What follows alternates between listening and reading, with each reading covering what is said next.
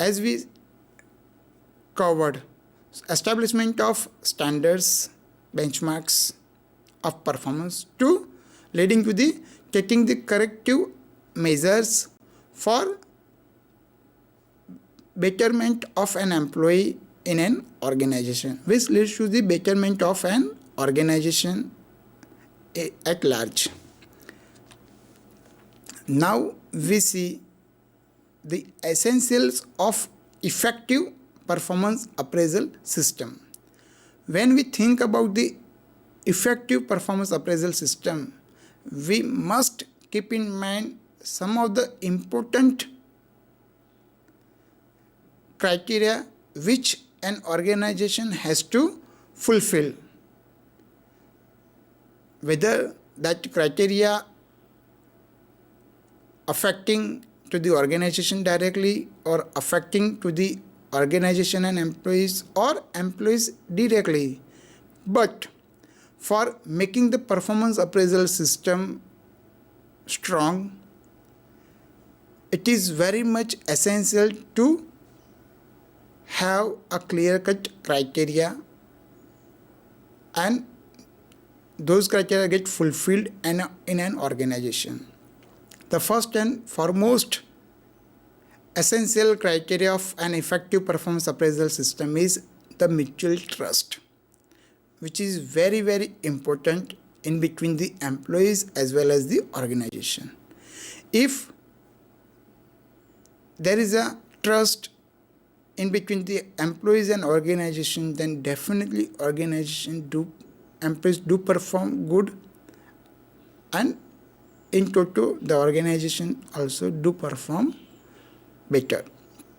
Then the second and the most important essentials of effective performance appraisal system is clear objectives. The organization must have clear objectives where organization want to reach, how organization would reach, what kind of efforts the organization is carried out, etc.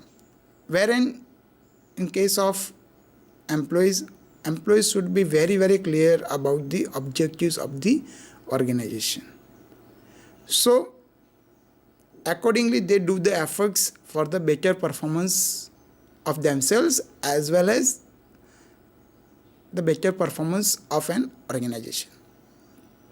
Then the third important essentials of effective performance appraisal system is standardization.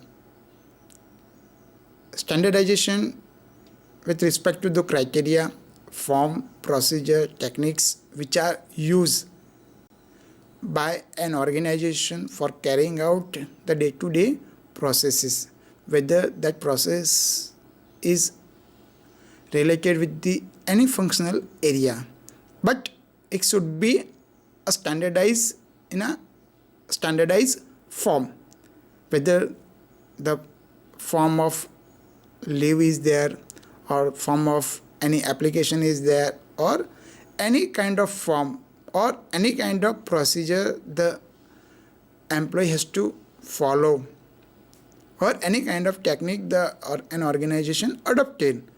It should be in a standardized form. So each and every functional department of an organization do follow the same form, same procedure, same techniques which are set by an organization as a benchmark.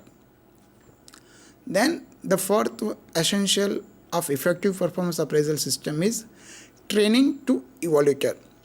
It is very, very necessary that whoever are the evaluator, whether the evaluator are the immediate supervisor, whether the evaluator are the experts within the system or within the organization, or the evaluator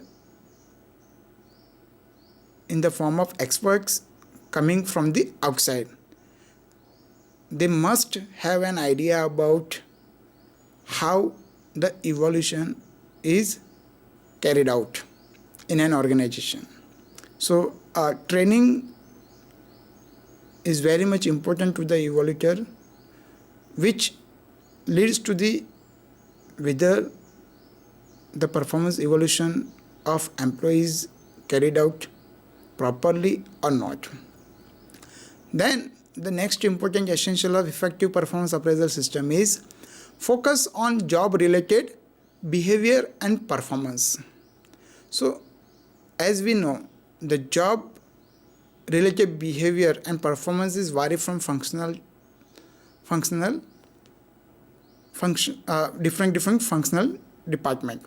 So the job related behavior and performance is vary from one functional department to another functional department. For example, an employee working in the finance department, his or her job related behavior and performance is different than the person or employee working in the human resource, or the employee working in the marketing department or in the sales department. So job related behavior and performance is vary from department to department. Then the next essential of effective performance appraisal system is documentation. Documentation is very much important, because without doing any documentation we can't do set benchmarks, we can't carry out any restricted, or we can say we can't carry out any decision.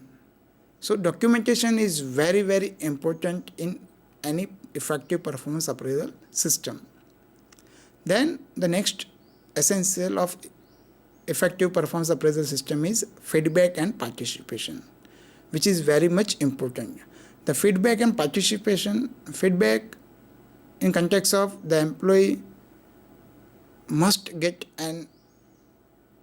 feedback from the immediate supervisor whether his performance is okay or not, where the improvements are required, where he put as an employee he put more efforts for improvements, etc.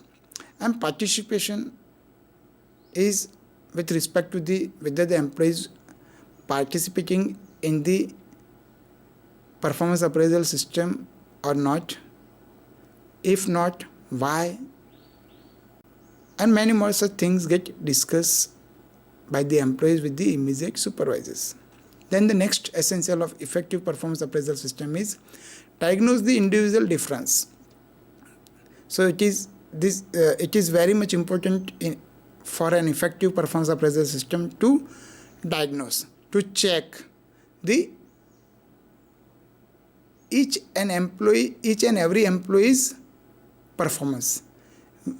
Which employee is having what kind of weakness, or which employee is having what kind of potential, that get measured thoroughly, and accordingly the comments are given to different employees. So the purpose of carrying out such activity over here is that an individual get measured separately, and whatever his or her weakness and whatever potential he or she possesses, based on that the feedback is given, so he or she do perform better. So it's like a individual consideration for the betterment of an individual in an organization as an employee. Then post appraisal interview. So it is also important to carry out post appraisal interview, or formal or informal interview, so the employee also get an idea about whether his performance is up to the mark, or he or she required to improve more. Then the last essentials of effective performance appraisal system is review and appeal, which is very much necessary. So over here in review and appeal, an employee performance get reviewed in a meeting of experts, and based on that, an appeal is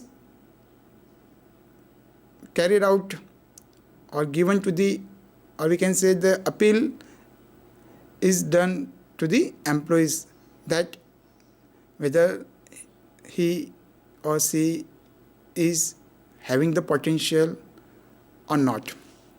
Then the next one is the performance appraisal issues. The performance appraisal issues get measured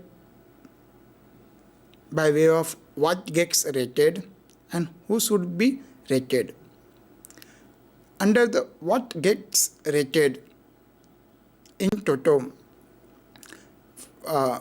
for example, traits, the behaviors of an employees or the supervisors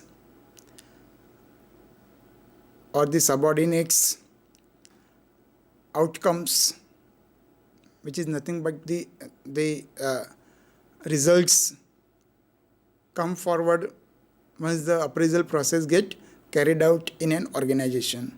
So the traits which are subjective in nature, the behaviors which again subjective in nature, which is vary from employee to employee, but the outcome is of objective in nature, which remain unchanged, which remain common as a part of or as an outcome of the performance appraisal system.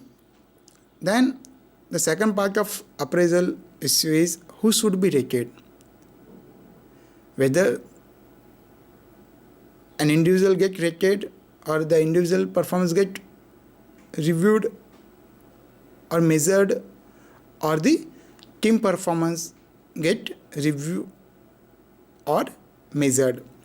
So we'll see in detail in the forthcoming slides that how the employee get rated as an individual or how the employee get rated as a team of people. So there are some of the methods of performance appraisal which we'll see in detail. Normally the methods of performance appraisal get categorized under two broad head: traditional methods and the modern methods. Traditional methods consist of confidentiality report, free from, or we can say as a method, followed by straight ranking, paired comparison, forced distribution, graphic rating scale, checklist method, critical incidents method, group appraisal method, field review method. These are the some of the traditional method which an organization or the organizations do the use of while doing the performance appraisal in an organization. Wherein the second classification is modern methods, which consist of assessment center, human resource accounting, behavioral Anchor rating scale, appraising through management by objectives, and 360-degree appraisal.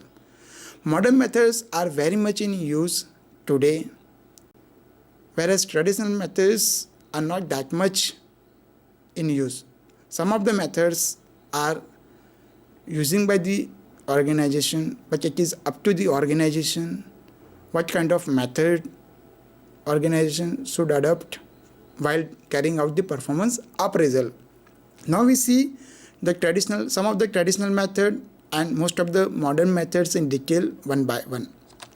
Traditional method, the first and most important is, and normally it is used in the organization of any kind, that is confidential report. It is normally prepared by employee's immediate supervisor, or we can say boss, which covers strength and weaknesses of an employee, his or her achievements and failure, his or her personality and behavior of the employee. It is descriptive appraisal, basically used for promotion and transfer of an employee. It involves subjectivity as is based on impression rather than on data. Practically, its credibility is very low, therefore no feedback is provided to the employee being appraisal. So normally in most of the organization, this method, traditional methods are very much in use, where the immediate supervisor, or we can say boss, do the evaluation of an employee or subordinates by considering his performance, his personality, his behavior of working, and on many more parameters the employee get measured. The second method of performance appraisal system, or we can say performance appraisal, is free from, or we can say essay method, wherein the evaluator writes a short essay on the employee's performance on the basis of overall impression.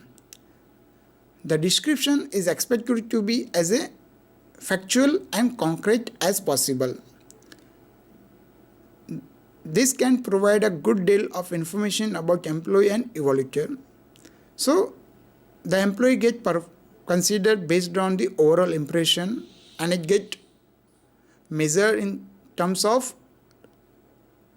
writing an essay with respect to the employee's performance, and get submitted by the immediate supervisor to the organization for measuring his performance. The next method is straight ranking method, wherein evaluator assigns relative rank to the employees in the same work unit doing the same job. Employees are ranked from the best to the poorest on the basis of performance. The whole person is compared with the other whole person without analyzing performance. So in straight ranking method, for example employee A, B, C, D, E, F get ranked either by 2, 5, 6, 7, 8, means whatever the rank be, or whatever the number of employees. Based on the ranks comes. If the employees are 7, then 7 ranks get given to different employee based on their performance by their immediate boss. It is one of the oldest and simple method to